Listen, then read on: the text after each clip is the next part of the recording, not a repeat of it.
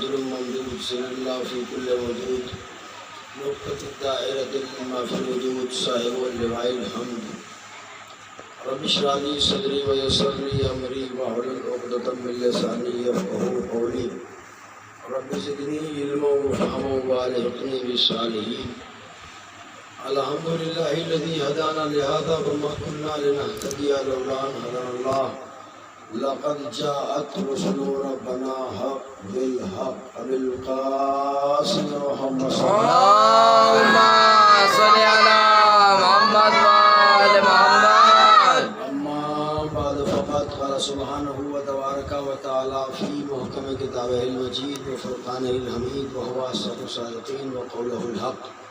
بسم الله الرحمن الرحيم. الرحمن علم القرآن خلق الإنسان صلوات محمد. اللهم صل على محمد وآل محمد. حضرت سرکار سید الشہداء ماتندار حسین شیان حیدری کرار بزرگان ملت خالق کون مکان مالک ارض و سما دریاؤں میں روانی پیدا کرنے والا ہواؤں میں ٹھنڈک عطا کرنے والا پھولوں میں مہک اور کلیوں میں چٹک عطا کرنے والا خالق ہونے سے پہلے اپنی رازقیت کا اعلان کرنے والا جس نے موت کو پہلے خلق کیا حیات کو بعد میں خلق کیا وہ ایک کے بعد دیگر ہر ایک چیز کو وجود میں لاتا رہا تاکہ انسان صراط مستقیم پر قائم رہے انسان بلند ہو جائے. عزیزان محترم اس نے لاتعداد فرشتے لاتعداد انبیاء خدمت انسان کے لیے بھیجے.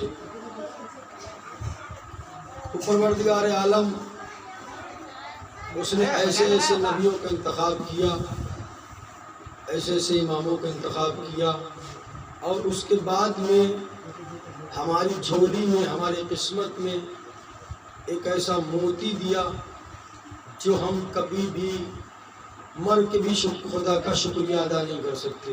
بے جسے شک ذکر حسین کہتے ہیں. بے شک بے شک.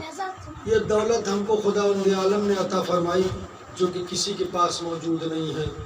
حسین جیسی محبت حسین کی عزاداری جو کسی کے پاس نہیں ہے جو ہمارے پاس ہے. لوگ یہ سمجھتے ہیں کہ عزاداری باقی ہے ہم لوگوں کی بنا کے لیکن ایسا بالکل نہیں ہے. ہم لوگ زندہ ہیں عزاداری کی وجہ سے. واہ. اگر یہ عزاداری نہ ہوتی تو ہم بھی نہ ہوتے. یہ عزاداری حسین ہے جو ہم کو روکے ہوئے ہے ہم کو بچائے ہوئے ہے. لیکن عزادار ہونا کمال نہیں ہے عزادار بننا کمال ہے. حسین کو ماننا کمال نہیں ہے حسین کی باتوں کو سمجھنا کمال ہے. حسین نے کیا فرمایا کربلا کے میدان میں چونکہ حسین نے نانا کے دین کو بچایا. نانا کے دین میں ہزاروں چیزیں آ گئیں نماز روزہ آ گیا حج و زکوٰۃ آ گیا یعنی کل چیزیں رسول کے دین میں آ گئی. صلوات محمد. اللهم صل على محمد وآل محمد. یعنی ہر ایک چیز پروردگار عالم نے دین میں یعنی امام حسین علیہ السلام کو خلق کر کے اس نے ہم کو چاہنے والا بنایا. یہ دولت بہترین دولت ہے جس کا ہم کبھی شکریہ ادا نہیں کر سکتے. عزاداری ایک بہترین موتی ہے جو صدف ہے جو ہماری جھولی میں پروردگار عالم نے ڈالا جس کی بنا پہ ہماری شفاعت ہوگی. لیکن ہم کو عزادار بننا ہے. عزاداری ہوتی کیسی ہے عزاداری کرنا کیسے چاہیے. میں نے کہا نا کہ عزاداری کو کبھی بھی رسم سمجھ کے نہ کریں فرض سمجھ کے کریں کہ حسین علی ابن علی لائق عزاداری ہیں کہ ان پہ گریہ کیا جائے ان پہ ماتم کیا جائے ان پہ نوحہ پڑھا جائے. یہ ہم کو سمجھنا ہوگا. یعنی اگر کسی چیز کو رسم کے اعتبار سے کیا جائے گا تو اس کے اوپر کوئی ثواب نہیں ہے. اگر ہم یہ سمجھیں گے حسین ابن علی کو پیسہ قتل کیا گیا ہم تصور کریں اور سوچیں پھر گریہ کریں اس کا کہنا کیا اس کا ثواب تو لکھ نہیں سکتا. لیکن خالی اگر ذہن میں آ گیا حسین کربلا میں شہید کر دیے گئے ہمارے مجلس ہوتی تھی ہم نے کرا دی تصور نہیں ہے نہ ہم نے گریہ کیا نہ ہم نے ماتم کیا. میں نے کہا نا اگروال کہتا چلو کہ حسین ابن علی کی اگر محبت میں ایک اشک بھی گرا تو اس کے اوپر آتش جہنم حرام ہے. لیکن معرفت کے ساتھ اگر وہ آنسو گرے محبت کے ساتھ وہ اگر آنسو گرے. کہتے ہیں کہ امام حسین کی مجلس ہو رہی تھی اور وہاں پہ ذاتی خطاب کر رہا تھا، امام کے مصائب پڑھ رہا تھا۔ میں بتاؤں کہ رونے والے کا مرتبہ کیا ہوتا ہے۔ ایک آنسو اگر کسی کے آنکھ سے امام حسین کے غم میں نکل گیا، اس کے اوپر عادت سے جہنم حرام ہو جاتا ہے۔ یہ میں دلیل دے رہا ہوں۔ کہتے ہیں کہ مجلس ہو رہی تھی ایک گھر میں، اور اس گھر کے برابر میں ایک فاحشہ خاتون رہتی تھی۔ فاحشہ سمجھتے ہیں؟ بے شک بد کردار عورت رہتی تھی۔ مصائب ہو رہے ہیں، مجلس کا اختتام ہو رہا ہے۔ اس جملے سے آپ کے پاک ذہن کے حوالے جملے کو کرنا چاہتا ہوں۔ کہتے ہیں کہ مجلس کے اختتام پہ تھی، صاحب مالک نے جو مجلس کروا رہا تھا، اس نے اپنے نوکر سے کہا، غلام سے کہا، مجلس ختم ہونے والی ہے، کھانے کی تیاری کی جائے، طعام کی تیاری کی جائے، تبرک کی تیاری کی جائے۔ فوراً ہی اس کا نوکر، اس کا چاہنے والا گیا، کھانے کی تیاری کرنے لگا۔ اس نے کھانا بنایا، عزاداروں کے لیے تیار کیا، پانی کا انتظار کیا۔ بہرحال سب جب انتظام ہو گیا تو وہ عزادار نے، اس نوکر نے آگ جہاں پہ جلائی تھی، وہ فاحشہ عورت جو مجلس کے برابر میں رہ رہی تھی، وہ آئی اس گھر میں آگ لینے کے لیے۔ بڑی توجہ سے محترم، یہ آگ لینے کے لیے آئی، اور جیسے ہی آگ اٹھائی، یہ گنہگار ہے، بد کردار ہے۔ مجلس ہو رہی ہے، لوگ گریہ کر رہے ہیں، توجہ کریں۔ میں نے کہا خلوص سے نکلا ہوا ایک آنسو آپ کو منزل مقصود تک لے کے جاتا ہے۔ واہ واہ واہ، سبحان اللہ سبحان لیکن اس اللہ۔ میں خلوص ہونا چاہیے، اس میں طاقت، ایمان کی طاقت ہونا چاہیے، محبت ہونا چاہیے۔ بس محترم، اس نے آگ اٹھائی اور لے کے چلی تھی کہ اس کے ہاتھ جل گئے، مصائب ہو رہے ہیں۔ اس کی ایک چیخ نکلی، چیخ کے ساتھ ساتھ اس کا ایک آنسو نکلا، حالانکہ وہ غم حسین میں نہیں تھا۔ واہ واہ واہ واہ وہ غم واہ، حسین میں نہیں تھا، اس کو کرب ہوا، درد ہوا، تو وہ چیخ نکلی، آنسو نکلے۔ اب یہ رات میں جا کے سوئی، خواب میں دیکھتی ہے کہ مجھے جہنم کی طرف لے جایا جا رہا ہے۔ توجہ کریں، جہنم کی طرف لے جایا جا رہا ہے، اور جہنم میں مجھے قریب ہے کہ فرشتے ڈال دیں۔ وہ ایک مرتبہ چیختی ہے، چلاتی ہے، کوئی مجھے بچائے، کوئی مجھے بچائے، کوئی مجھے بچائے۔ ایک مرتبہ جبرائیل امین نے چاہا کہ جیسے ہی اسے جہنم میں ڈالے، فوراً رسول اسلام آگے کہا اس عورت کو چھوڑ دو۔ واہ واہ، توجہ کریں، کہا یا رسول اللہ آپ کو نہیں معلوم اللہ نے حکم دیا ہے کہ اسے جہنم میں ڈالا جائے؟ کہا ہم نے خدا سے شفاعت کر دی۔ کہا یا رسول اللہ یہ تو گنہگار ہے، یہ بدکردار عورت ہے، اسے جہنم میں جانا چاہیے۔ کہا میں جانتا ہوں، لیکن تم کو کیا معلوم نہیں ہے، جب کہاں پہ ایک جگہ پہ مجلس حسین ہو رہی تھی، یہ اپنے گھر سے نکلی اور آگ کو اٹھایا تو اس کا ہاتھ جلا۔ اس وقت مصائب امام حسین ہو رہے تھے، اس نے چیخ ماری، آنسو نکلے،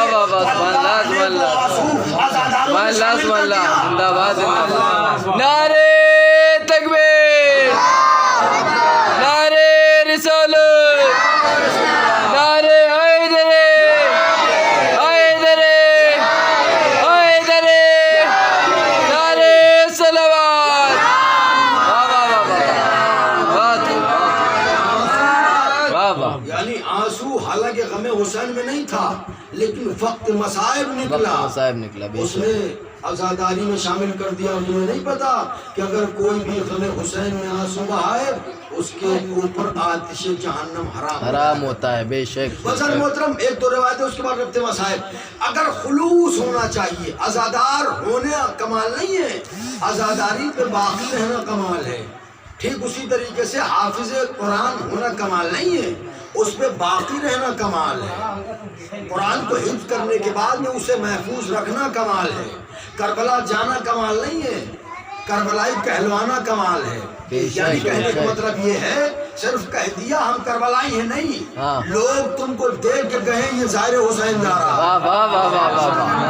اگر عزادار ہے کوئی اور ظاہر حسین ہے تو آپ کو کہنے کی ضرورت نہ پڑے کہ میں ظاہر حسین ہوں، لوگ دیکھ کے کہیں یہ ظاہر حسین ہے۔ کہتے ہیں کہ ایران کے پہلے کیا تھا کہ ایران میں جو ترک ہے وہ ایران میں تھا، ہے نا، اتہاس یہی کہتا ہے ایران میں تھا۔ وہاں پہ ایک شخص سے خاتون رہتی تھی، عزادار امام حسین، ایام ازاں ہیں، یہ حسین ابن علی سے منسوب ہے۔ کہتے ہیں وہ خاتون امام حسین سے بہت زیادہ محبت کرتی تھی۔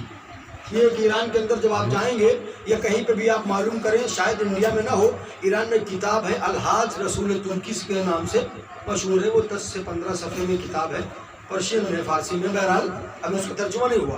وہ پورا الحاج رسول ترکی کا اس کے اوپر پورا واقعہ لکھا ہوا ہے، جب آپ کبھی جائیں تو اس کو ضرور خرید کے پڑھیں۔ کہتے ہیں کہ الحاج رسول ترکی کی والدہ ترک میں رہتی تھی اور وہ عزادار امام حسین تھی. میں نے کہا نا جہاں پہ بھی آپ مجلسوں میں جائیں تو اپنے اپنے بچوں کو مجلسوں میں لے کے جائیں, بے شک. ان کو بتائیں کہ مجلس حسین کیا ہے, کیا حسین ابن علی کا کون ہے. آپ نے بہت سی جگہ کے اوپر لکھا ہوا دیکھا ہوگا سبیلوں کے اوپر ہو از حسین, ہوئی حسین, بے ہو از شک. حسین. بھائی انہوں نے پورا انٹروڈکشن کیوں نہیں کیا؟ بھائی مطلب کیا ہے, حسین کون ہے؟ اب آپ سوال کرو حسین انسان کون ہے؟ پوچھے. انسان پوچھے کہ یہ کون ایسا شخص ہے جس کے نام سے پانی پلایا جا رہا ہے, بے ہے شک. نا. یعنی درک کرے انسان, ہر ایک چیز میں کچھ نہ کچھ چھپا ہوا ہے. بھائی جان محترم کہتے وہ خاتون, اس کا ایک بچہ تھا جس کا نام رسول ترک تھا, رسول ترکی. وہ بچہ وہ مجلس میں جہاں بھی جاتی تھی اپنے بچے کو مجلس حسین میں لے کے جایا کرتی تھی. لے جانے کا نتیجہ یہ ہوا کہ بچے کے دل میں محبت حسین ہوئی نہیں بلکہ اتر گئی. واہ واہ واہ واہ واہ. جو کریں جملے پر غور کریں, یعنی محبت حسین رسول ترکی کے دل میں اتر گئی. ایسی اتری کہ ماں جب بچہ روتا تھا تو ماں حسین کا ناحہ بجایا کرتی تھی, تب بچہ کے لیے سے چپ ہوتا تھا, تب چپ ہویا کرتا تھا. کہتے ہیں نا کہ ہمارے ایک ماحول یہ ہے کہ سب کا ایک ماحول یہ ہے کہ جب بچہ کبھی غلط معاشرے میں پڑ جاتا ہے تو حالات خراب ہو جاتے ہیں. اور اس نے اپنے زمانے میں رسول ترک نے کئی حج بھی کیے, اس لیے اس کا نام الحاج رسول ترکی کے نام سے مشہور ہے. بہرحال وہ وہاں پہ ترک میں رہتا رہا تو وہاں پہ کچھ اپنے دوستوں کے ساتھ میں کچھ غلط کام کرنا شروع کر دیے, شراب پینا شروع کر دی, چوری کرنا شروع کر دی. ارے لوگ گھبرانے لگے, ایک نامور ڈاکو بن گیا, گھبرانے لگے. جب وہاں پہ پولیس نے زیادہ اذیت کی تو وہ اپنے خانوادے کے ساتھ میں تہران آ گیا. تہران میں اس نے پناہ لی. دیکھیے میں نے کہا نا گنہگاری الگ ہے, آزاداری الگ ہے. بے شک, میں نے پہلے مجلس میں ادا کیا تھا کہ حسین سے محبت الگ ہے, گناہ آپ کا الگ ہے. آپ گناہ کریں گے اس کے ذمہ دار آپ ہوں گے. یا یوں کہا جائے کہ جو آزادار ہوگا وہ گنہگار نہیں ہوگا, ہے نا. جو گنہگار ہوگا وہ آزادار نہیں ہوگا. بھائی یہی تو ہو سکتا ہے نا. بس رسول ترکی گنہگار تھا لیکن اس کے پاس معرفت نہیں تھی, معرفت نہیں تھی, لیکن حسین سے محبت بہت کرتا تھا. رسول ترکی بہت زیادہ پیار کرتا تھا. اتنا گنہگار ہونے کے باوجود, اتنا شرابی ہونے کے باوجود جیسے ہی محرم کا چاند نمودار ہوتا تھا فوراً وضو کر کے کلی کر کے مجلس میں چلا جایا کرتا تھا. یہ جملہ ان لوگوں کے لیے ہے کہ جو جانتے ہیں مجلس شروع ہونے والی ہے پھر بھی مجلس میں لیٹ آ رہے ہیں, پھر بھی مجلس میں لیٹ آ رہے ہیں. یہ حق الناس میں سے اگر محترم واقعی اگر آپ غور کریں کہ جو جس چیز کے اوپر, یعنی اب آپ سوچیں کہ آپ عدل نہیں کر رہے ہیں.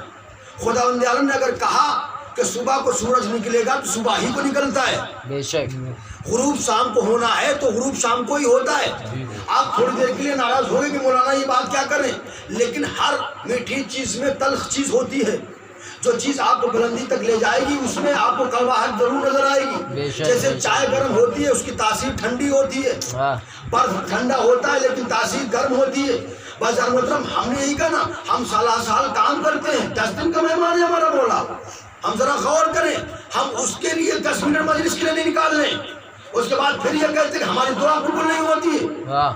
ہمارے گھر میں حسین مہمان ہیں. آپ ذرا سوچیں 10 دن کے لیے صرف مولا, یعنی وہ پر امام حسین جو مدینہ جو کربلا چھوڑ رہے ہیں, یہ خواب میں عالم دین نے دیکھا ہے. مولا آپ کی ذریعہ سنی کیوں ہو جاتی ہے, کام جہاں میرے آزادار رہتے میں وہاں چلا جاتا ہوں, اور ہم اپنا کام کاج 10 دن کے لیے نہیں روکتے. سوچنے کا مقام ہے یہ. یعنی آپ کو اگر ابھی پتا چلے کہ آپ کے گھر میں امام حسین آ رہے ہیں, آپ کیا کریں گے؟ بس ظاہری تو آپ کو ظاہر نہیں پتا ہے, ہمارا ظاہر کیا ہے, ہمارا باطن کیا ہے, ہمارے پیٹ میں کیا آپ نہیں جانتے, نہ آپ جانتے ہیں کہ کیا ہو رہا ہے. ظاہر میں جو ہے, غور کریں جملے کے اوپر, ظاہر میں جو ہے آپ نے دیکھ لیا, ظاہری ہم دیکھتے ہیں باطن نہیں دیکھتے.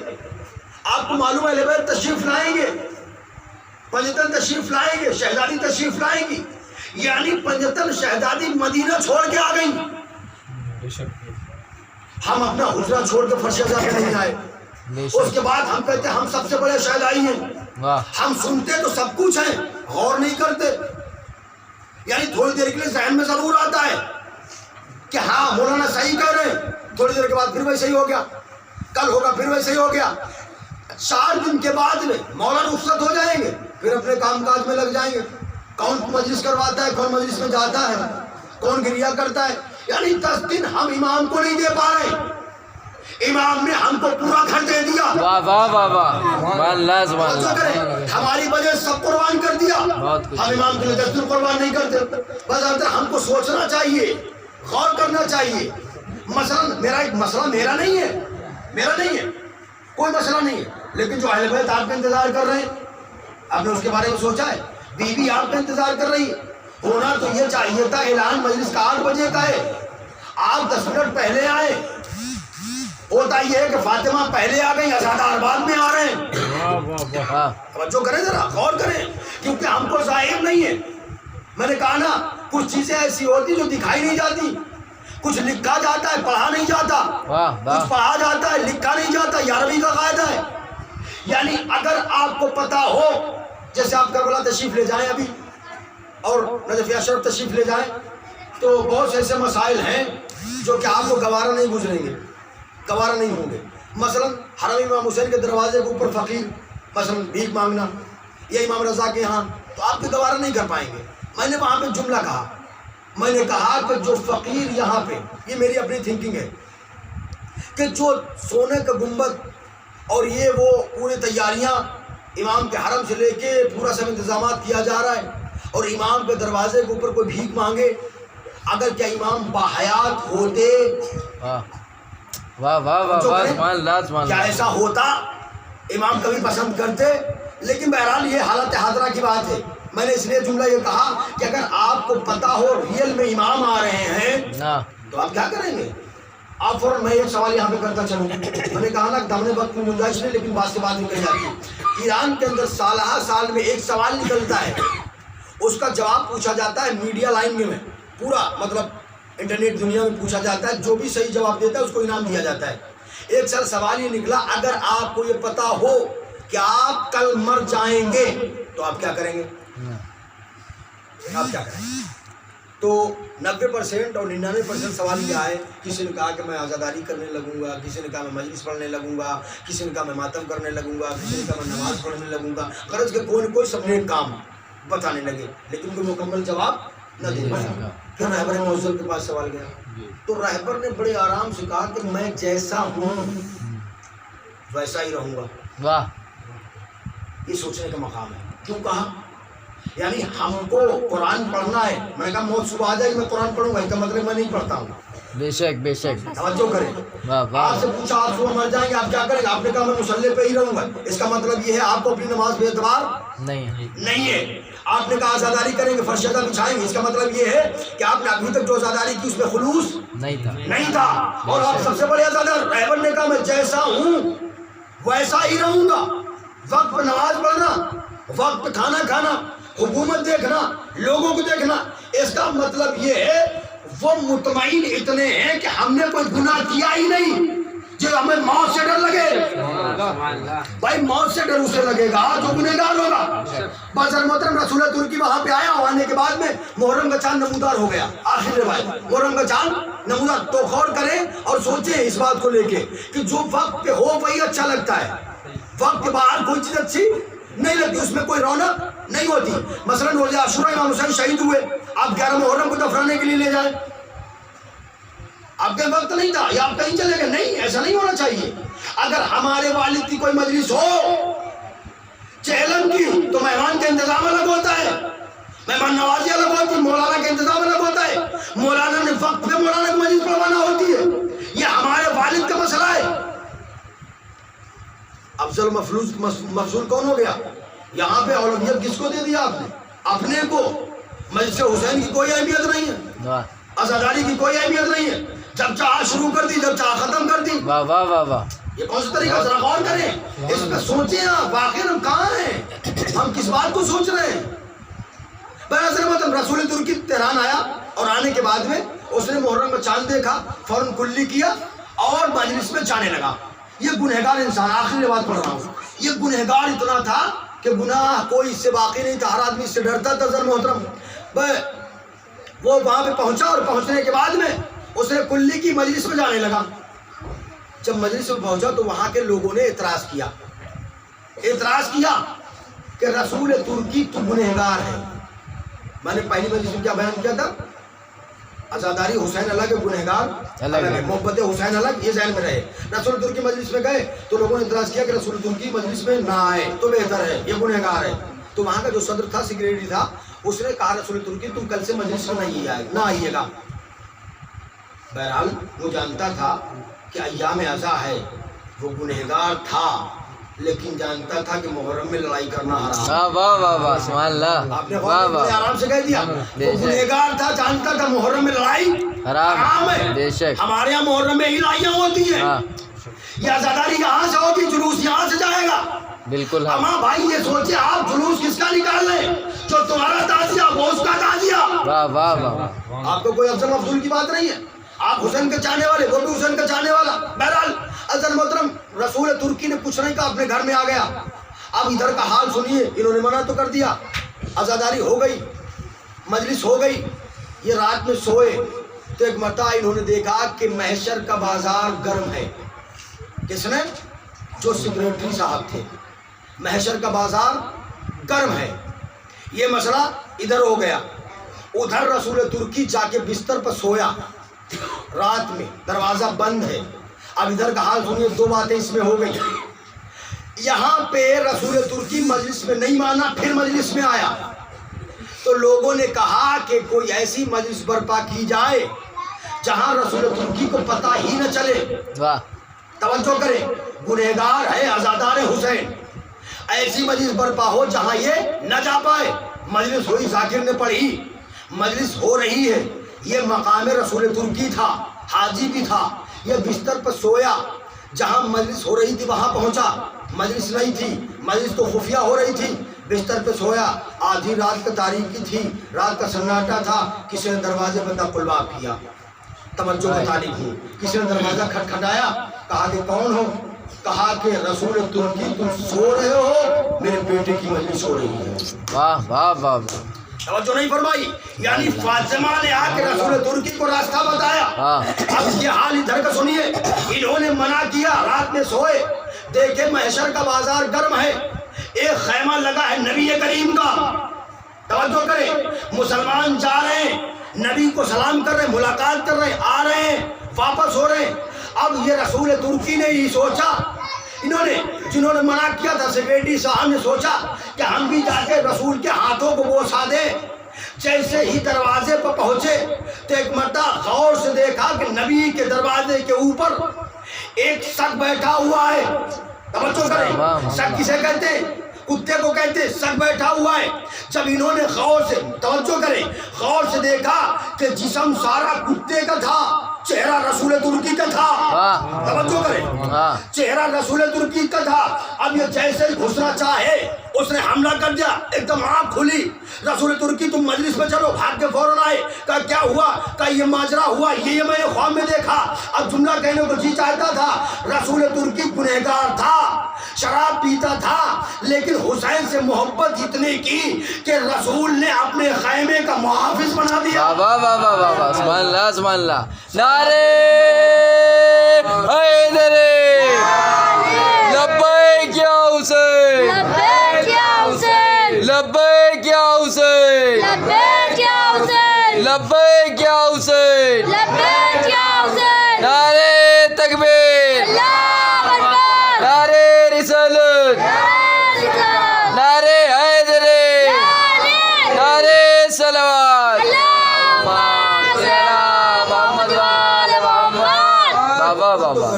लेकिन मार्फत नहीं है। फरशदा हमने बिछाई लेकिन उसकी फजीलत का नहीं पता। ये फरशदा है, इसके ऊपर फरिश्ते आने के लिए तरसते हैं कि हमको काश परवरदिगार आलम हुक्म दे हम जाके अज़ाए हुसैन में शामिल हो जाएं। लोग तमन्ना करते हैं अज़ाए हुसैन की, हमको आज़ादी है, हमको इसकी कदर नहीं है। जहाँ आज़ादारी नहीं हो रही है आप उनसे सवाल करें कि हुसैन पर कैसा गिरिया होता है, हुसैन के लिए लोग क्या करते हैं। अज़ीज़ान मोहतरम, हमको इसका मतलब तसव्वुर नहीं है इस बारे में। आज़ादारी कैसी होती है, लोग सोचते हैं कि आज़ादारी कैसे करना चाहिए। उस ज़माने के लोगों से पूछो कि जो आज़ादारी करते थे, जब आज़ादारी का वक्त आता था, मुहर्रम करीब आता था, तो लोगों के पास अगर पैसा नहीं होता था तो अपनी औलादें गिरवी कर देते थे اور فرشیدہ بچھایا کرتے تھے. حضرت محترم داونے وقت میں زیادہ گنجائش نہیں کیونکہ آج مسلسل صبح سے مجلسیں ہو رہی ہیں, میں بہت زیادہ تھکا ہوا بھی ہوں بہرحال, لیکن کربلا والوں سے زیادہ تھکا ہوا نہیں ہوں. حضرت محترم کربلا والوں کا مقام اور تھا, ہمارا مقام اور ہے. وہ 3 دن کے بھوکے پیاسے تھے, کم سے کم ہم نے پانی تو پیا ہے, لیکن ہم اس بات کو سوچیں کہ ہم فرش ازا کیوں بچھا رہے ہیں, ہم تعزیہ کیوں رکھ رہے ہیں, ہم نے تبرک کیوں بانٹا, ہم یعنی اپنا پیسہ بھی خرچ کر رہے ہیں اور ہمارے اندر خلوص بھی نہ ہو, یعنی ہم انتظار کریں. میں نے کہا نا فرش ازا پہ کوئی آئے چاہے نہ آئے, آپ اپنے وقت کے مجلس کو شروع کریں, کیونکہ آپ نے جس کی مجلس کو شروع کیا ہے وہ مجلس سے پہلے تشریف لے کے آ گیا ہے. آپ کو حسین کو پرسہ دینا ہے, شہزادی فاطمہ کو پرسہ دینا ہے, نہ کہ مولانا گلشن صاحب کو انتظار کرنا ہے. یعنی کوئی آئے گا تو وہ بھر کے لے کے جائے گا. کیا اچھا لگے گا کہ فاطمہ بیٹھ کے انتظار کریں, ہم باہر گھومیں؟ لیکن ہم کو فیصلہ کرنا ہوگا قسم خدا کی. یعنی آپ کو خدا فاطمہ کا واسطہ ہے کہ 2-3 دن کا ایام ازا ہیں.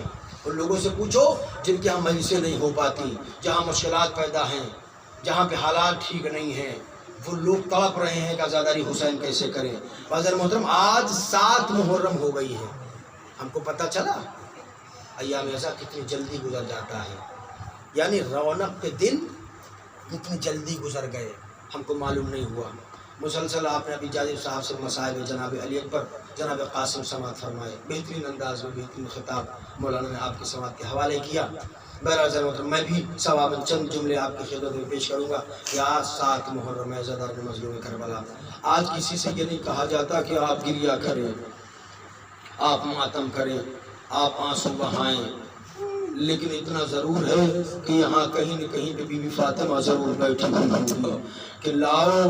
آپ سے ایک سوال کرتا ہوں میں جان محترم کہ اگر آپ کو یہ پتا ہو کہ آپ کے ہاتھ میں حسین کے زخموں کی چیز موجود ہے تو آپ وہ اپنے پاس رکھیں گے کیا؟ نہیں رکھیں گے. تو فاطمہ کیا کہتی ہیں, لاؤ یہ آنسو مجھے دے دو, میرے لال کے زخموں کا مرہم ہے. جزاکم اللہ خیر جزا. انسانوں کی بات تو ایک طرف ہے, آئیے ہم آپ کو جانوروں کا حال سناتے ہیں. روایت سناتے ہیں, کہتے ہیں ایک شکاری نے, توجہ سے سنیں, ایک شکاری نے ایک مچھلی کا شکار کیا. وہ مچھلی لے کے اپنے گھر پہ پہنچا اور پہنچنے کے بعد میں اپنے خاتون سے کہا اس کو صاف کر کے جلدی سے پکا دے, مجھے بہت بھوک لگی ہے. اس کی خاتون جلدی سے اٹھی اور اٹھنے کے بعد تصور شرط عزادار مظلوم کربلا رونے کے لیے. میں کسی سے رونے کے لیے نہیں کہوں گا, آپ کو پوسا دینا ہے شہزادی فاطمہ زہرا کو, آپ کو قاسم کو پوسا دینا ہے, آپ کو حسن کو پوسا دینا ہے. عزادار مظلوم کربلا کہتے ہیں کہ اس کی خاتون نے اس مچھلی کو لیا اور اس نے آگ روشن کی. جتنی یہ آگ روشن کرتی تھی آگ بجھتی چلی جاتی تھی. ایک مرتبہ اس کے شوہر نے ہاتھوں کو بلند کیا, معبود یہ ماجرا کیا ہے؟ ایک مچھلی شکار میں آئی تھی وہ بھی درست نہیں ہو رہی ہے. آواز غیبی آئی, تجھے نہیں معلوم اس مچھلی کا مرتبہ کیا ہے؟ کہا معبود مچھلی کا مرتبہ نہیں پتا. کہا یہ 7 محرم سے پانی پینا بند کر دیتے ہیں کیونکہ حسین کا پانی بند کر دیا گیا. عزادار مظلوم کربلا میں زیادہ دیر نہ پڑھ سکوں گا, بچوں مسائل کو سن لیجیے. آپ کو آج مسائل میں پوسا دینا ہے قاسم بن حسن کا. آپ کو ایک مظلوم بیٹے کا پوسا ایک مظلوم باپ کو دینا ہے. عزاداران مظلوم کربلا ہم نے مظلوم کیوں کہا؟ تاریخ میں 2 جنازے ایسے, ایک جنازہ ایسا ہے صرف ایک جنازہ جو قبرستان سے واپس آ گیا, کوئی قبرستان سے جنازہ واپس نہیں آیا. عزاداران مظلوم کربلا حسن اور حسین کے جنازے میں کوئی زیادہ فرق نہیں ہے. وہ فرق اتنا ہے کہ حسن کے جنازے میں تیر تھے, حسین کا جنازہ تیروں پر تھا. عزاداران مظلوم کربلا کہتے ہیں کہ امام حسن کا جنازہ جب قبرستان سے واپس آیا تو اتنے تیر تھے, امام کو زہر دیا گیا, امام کے زبان منہ سے جگر کے 72 ٹکڑے تش میں گرے, اور جیسے ہی تش میں گرے امام حسین نے جا کے تکیہ لگایا اور لگانے کے بعد نے کہا بھیا آرام کر لے. ایک مرتبہ حسن کہتے ہیں بھیا حسین اس تشت کو چھپا دو, اس میں کوئی کپڑا ڈال دو. کہا کیوں با بھیا؟ کہا کہ علی کی بیٹی زینب آ رہی ہے, یہ برداشت نہ کر پائے گی. عزاداران مظلوم کربلا ابھی تھوڑی دیر گزری تھی کہ ایک مرتبہ قاسم آئے, 1.5 برس کے قاسم آئے اور حسن کے سینے پہ پہ لیٹے. ایک مرتبہ فرما آگے بڑھی اور بڑھنے کے بعد میں کہتی ہے اے حسین قاسم اپنے بابا کے سینے سے ہٹ جاؤ. آپ کے بابا کو زہر دیا گیا ہے, آپ کے سینے میں درد ہو رہا ہے. میں ایک مرتبہ حسن طلب گئے, آواز دی فرما میرے لال کو میرے سینے پہ رہنے دو. میں شاید جملہ کہوں, امام جانتے تھے یہی میرا قاسم ہوگا, کربلا کا میدان ہوگا, 72 ٹکڑے ہوں گے. جزاکم ربکم خیر الجزا. خدا آپ کو کوئی خبر دے سوائے غم امام مظلوم کربلا کے. آخری فقرے مسائل کو سن لیجئے. ابھی ازادران مظلوم کربلا یہاں پہ امام حسین فہرست بنا رہے ہیں. قاسم تمہیں بھی شہید ہونا ہے, اکبر تمہیں بھی شہید ہونا ہے. بیک مدہ جناب زینب نے اور ام فرما نے خیام کے باہر کسی کے رونے کی آواز محسوس کی. اب جیسے ہی کہا زینب جا کے دیکھو خیمے کے باہر کون رو رہا ہے. اب جب زینب باہر پہنچی تو دیکھا کہ جناب قاسم اپنا سر گھٹنوں پہ رکھے ہوئے آواز دے رہے واہ حسینہ, اے مولا مجھے اپنے پہ قربان کر لیجئے. میں فرما باہر نکلی اور نکلنے کے بعد میں کہا کہ تمہارے بابا نے تعویذ دیا تھا, اس تعویذ کو پڑھو کہ جب حسین پہ کوئی مصیبت آئے تو اس تعویذ کو پڑھنا. بازاران مظلوم کربلا کسی بھائی کو خدا یہ منظر نہ دکھائے, کسی چچا کو خدا یہ منظر نہ دکھائے کہ بھتیجا مرنے جا رہا ہو, چچا سامنے کھڑا ہو. بازاران مظلوم کربلا تعویذ کو پڑھا.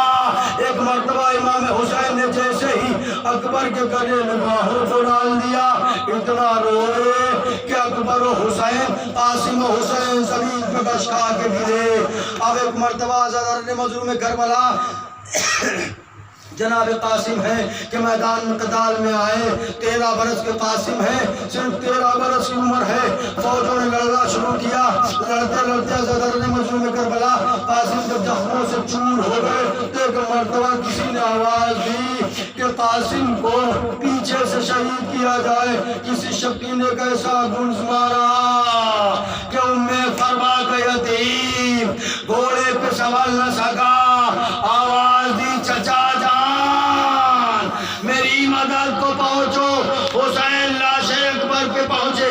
راستے میں ایک مرتبہ آواز دی بیٹا قاسم آواز تو کہاں ہو. ایک مرتبہ کوئی آواز نہیں آئی. پھر کہا کہ قاسم تمہیں چچا بلا رہے, آواز دو. کوئی آواز نہیں آئی. ایک ٹیلے پہ حسین سوار ہوئے. ایک مرتبہ ایک جملہ کہا اے قاسم تمہیں امام وقت بلا رہا ہے, جواب دو. راوی کہتا ہے کہ قاسم کی لاش کے ٹکڑے ہوا میں اچھلنے لگے. اس میں سے آواز آئی السلام علیکم یا عباد اللہ. راوی کہتا ہے کہ حسین نے ہوا کے دامن کو بچھایا جیسے کوئی مالی گلاب سے پھول چنتا ہے. لاش قاسم کے ٹکڑوں کو چنا, گٹھری میں باندھا, خیام کے دروازے پہ لائے.